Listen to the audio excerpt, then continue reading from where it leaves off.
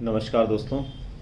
देखिए, जो पाठ्यक्रम हाल ही में बदला गया है या कुछ विशेष प्रकार के अमिटमेंट किए गए हैं, उनके अनुसार अभी हम बात करते हैं एसएसटी जो सब्जेक्ट है, सामाजिक विज्ञान जो विषय है ग्रेड सेकंड के लिए, उसमें क्या क्या बड़े बदलाव हुए हैं।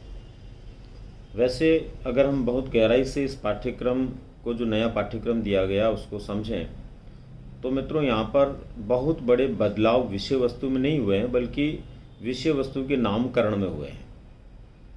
और विशेष रूप से अगर इतिहास की हम बात करें तो इसमें काफ़ी चेंजेस जो है आपको देखने को मिलेगा।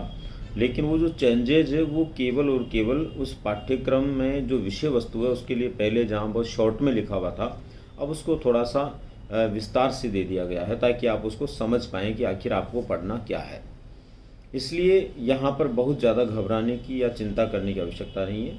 जो अपनी तैयारी पहले से कर रहे हैं उन लोगों को बखूबी अपनी तैयारी को जारी रखना है, और कुछ चीज़ें जो उनको अब नहीं पढ़नी है उनको स्किप करना है। बाकी कुछ नया जो जोड़ा गया उसको उसके अंदर सम्मिलित करते हुए पढ़ना है।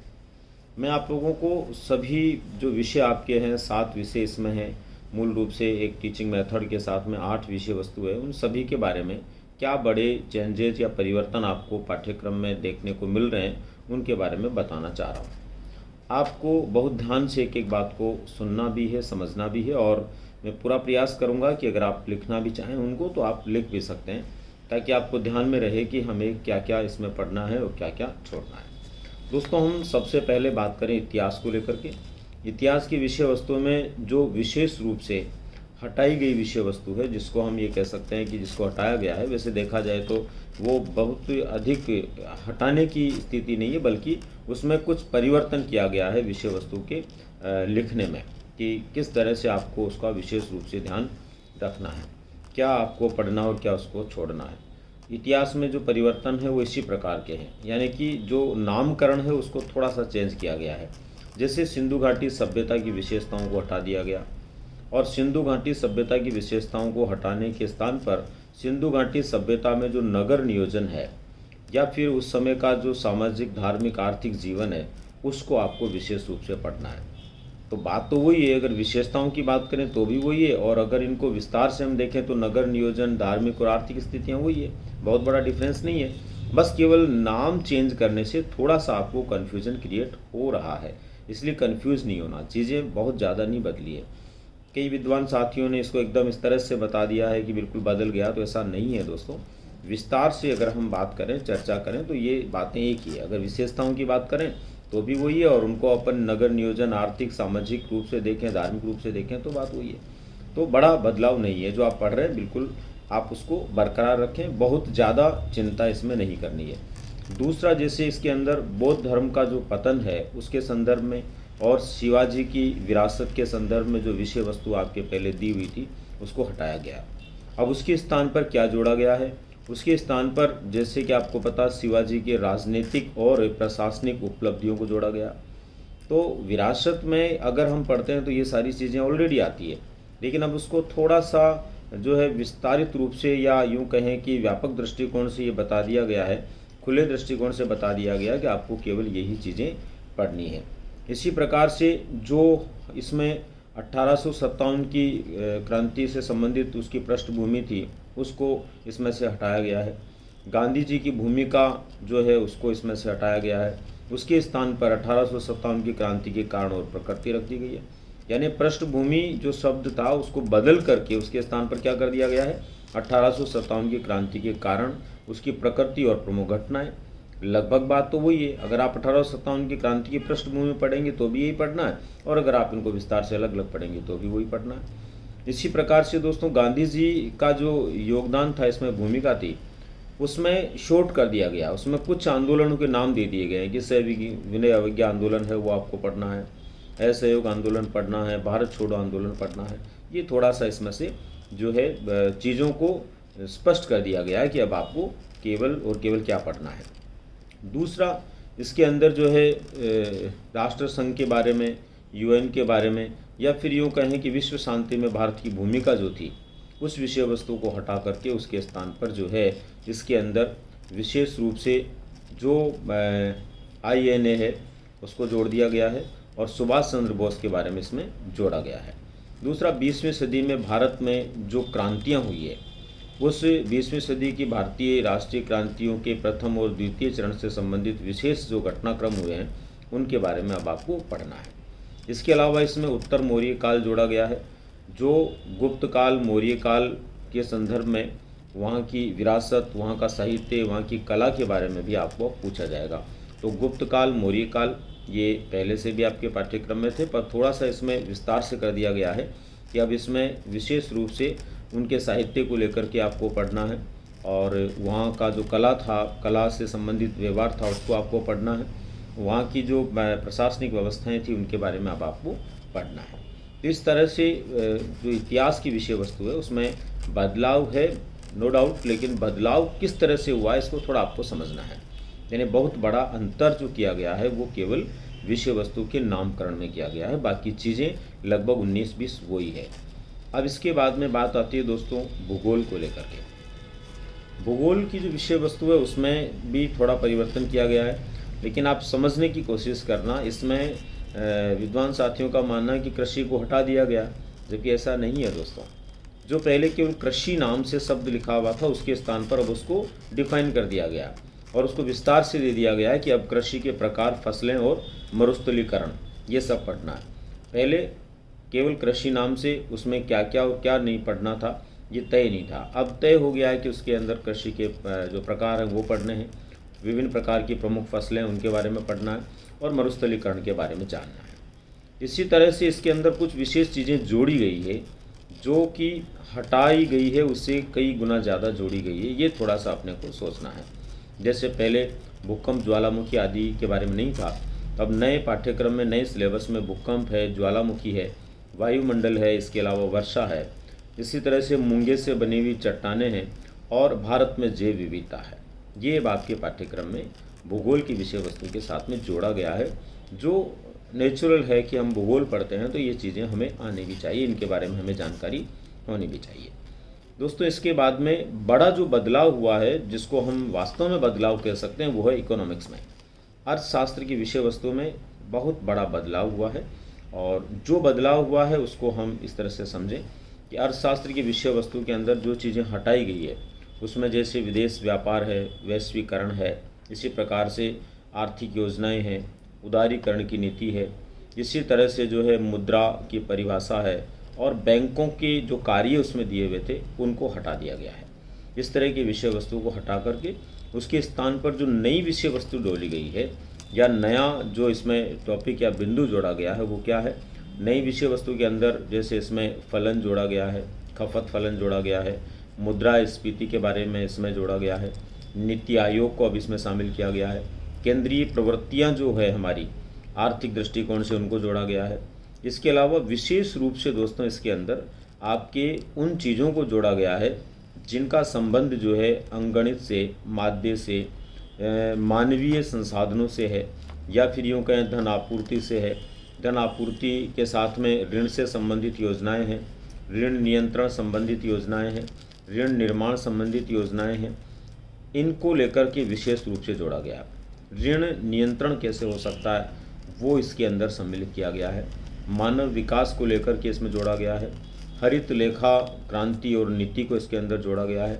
तो कुल मिलाकर के जो अर्थशास्त्र का जो पार्ट है आपका, इसमें बड़े बदलाव हैं, ये थोड़ा सा आपको देखना पड़ेगा। इसके अलावा दोस्तों बात आती है राजनीति विज्ञान की। राजनीति विज्ञान के क्षेत्र में भी इसमें काफ़ी बदलाव किए गए हैं, लेकिन जो बदलाव किए गए हैं वो बहुत गहराई से देखने पर ऐसा लगता है कि केवल और केवल उनके बिंदु में और प्रारंभिक व्यवहार में थोड़ा चेंजेज है, बाकी सारी चीज़ें यथावत है। फिर भी हम देख लेते हैं क्या इसमें बड़ा बदलाव हुआ है। जो हटाया गया है राजनीति विज्ञान से, उसमें राजनीति विज्ञान और उसके जो सिद्धांत हैं उसके बारे में जो है हटाया गया है। संप्रभुता, शक्ति, वैधता, स्थानीय स्वशासन, भारतीय लोकतंत्र से संबंधित जो चुनौतियाँ इसमें दी हुई थी वो, वंचित समूह के बारे में जो दिया हुआ था वो, वैश्वीकरण, इसके अलावा वर्ग सशक्तिकरण आदि जो चीज़ें थी उनको हटाया गया है। जबकि उनके स्थान पर जो जोड़ा गया है, अगर उनको बहुत गहराई से देखें तो वो सारी चीज़ें इन्हीं से मिली जुली है। थोड़ा सा डिफरेंस उसमें है, माइनर सा डिफरेंस उसमें है। जैसे कि अब इसके अंदर जो जोड़ा गया है उसमें है जो राजनीति विज्ञान है उसका अर्थ क्या है, उसकी प्रकृति क्या है, उसकी अवधारणा क्या है, उसका दृष्टिकोण क्या, उसका दायरा क्या है। तो बात तो वही है। अगर हम राजनीति विज्ञान और उसके बारे में, उसके सिद्धांतों के बारे में देखते हैं तो लगभग वो सारी चीज़ें ही है। थोड़ा सा उसको खोल कर दे दिया, पहले ये खुला हुआ नहीं था, अब इसमें सारी चीज़ें, अर्थ भी पढ़ना है, प्रकृति भी पढ़ना है, अवधारणा भी पढ़नी है, दायरा भी पढ़ना है, दृष्टिकोण भी पढ़ना है। और सामान्यतः एक अच्छा पॉलिटी का जो टीचर होगा वो ये सारी चीज़ें ऑलरेडी पढ़ाता भी होगा और निश्चित रूप से ये सारी चीज़ें पहले से आप पढ़ रहे भी होंगे। इसके अलावा दोस्तों इसके अंदर जो है विशेष रूप से मौलिक अवधारणाएं जो है उनमें राज्य की जैसे संप्रभुता है, राज्य के अधिकार क्या हैं, स्वतंत्रता से हम क्या समझ सकते हैं, समानता से हम क्या समझ सकते हैं, न्याय क्या है, शक्ति क्या है, इसके संदर्भ में इसमें विशेष रूप से आपको पढ़ना है, जो कि इसमें एक नवीन प्रकार की विषय वस्तु के रूप में जोड़ा गया।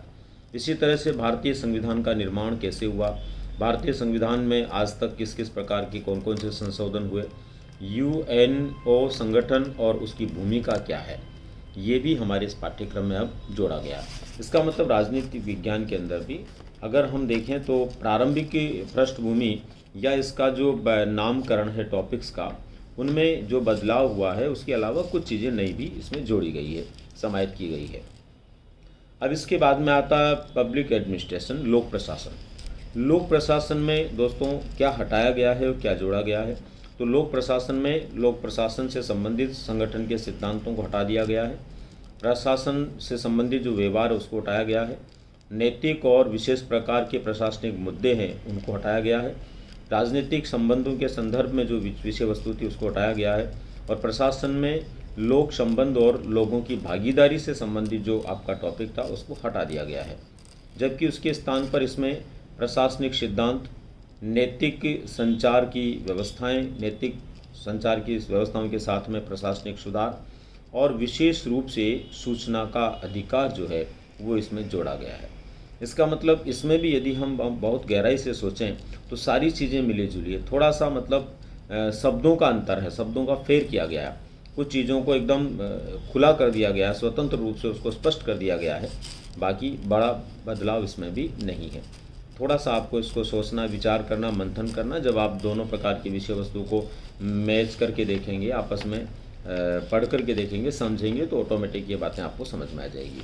और जहाँ तक मुझे उम्मीद है जो भी विद्वान साथी इन विषयों को पढ़ाते हैं वो भी इस बात को समझ गए होंगे कि अब हमें केवल क्या पढ़ाना है उसको फोकस करना है। जहाँ पहले ये स्पष्ट नहीं था वो अब स्पष्ट हो गया है। दोस्तों इसके बाद में दर्शन शास्त्र के क्षेत्र में यदि हम बात करें तो दर्शन शास्त्र में भी छोटा सा अमिटमेंट हुआ है, छोटा सा बदलाव हुआ है। दर्शन शास्त्र में जहाँ पर पहले ग्रीक नैतिकता पढ़ाई जाती थी, वर्णाश्रम, धर्म और पुरुषार्थ के बारे में विषय वस्तु आपके पाठ्यक्रम में थी, अब उनको हटा दिया गया है। उसके स्थान पर अब इसमें गीता दर्शन जो है उसको विशेष रूप से जोड़ा गया है। गीता दर्शन में निष्काम कर्म जो है उसको विशेष रूप से जोड़ा गया। आधुनिक समय की आवश्यकता है कि ये चीज़ें हमें जानकारी में हो, तो गीता के निष्काम कर्म को इसमें जोड़ा गया है। और साथ ही साथ सज़ा के जो सिद्धांत हैं, कैसे कैसे सज़ा मिलती है दर्शन के अनुसार, उस सज़ा के सिद्धांतों को इसमें जोड़ा गया। दोस्तों ये तो था आपके विभिन्न प्रकार के जो विषय हैं उनको लेकर के बदलाव। अब दोस्तों बात आती है टीचिंग मेथड्स में। टीचिंग मेथड्स में भी एक बड़ा बदलाव इसमें किया गया है। जहाँ पहले सामाजिक अध्ययन के जो विषय हैं और प्रत्येक स्तर पर, जैसे प्राथमिक स्तर पर, माध्यमिक स्तर पर, उच्च प्राथमिक स्तर पर, उच्च माध्यमिक स्तर पर क्या क्या कैसे कैसे पढ़ाते थे, कौन कौन सी विषय वस्तु पढ़ाते थे, उसके संदर्भ में जो जानकारी विद्यार्थियों को दी जाती थी। और इसके अलावा जो है उसके अंदर विशेष प्रकार के ऐसे नवाचार युक्त विधियाँ दी हुई थी, जैसे रोल प्ले है वो इसमें दिया हुआ था, पाठ्यचर्या के बारे में इसमें दिया हुआ था, मानव अनुभूति को लेकर के कुछ विषय वस्तु इसमें दी हुई थी, उन सबको अब हटा दिया गया है। और उनके स्थान पर जो एक बड़ा बिंदु जोड़ा गया है वो है सामाजिक शिक्षण के समय विशेष रूप से उसके उद्देश्यों को, कि आखिर सामाजिक शिक्षण के उद्देश्य क्या हैं। और इसमें ब्लूम की जो टैक्सोनॉमी है वो विशेष रूप से जोड़ी गई है।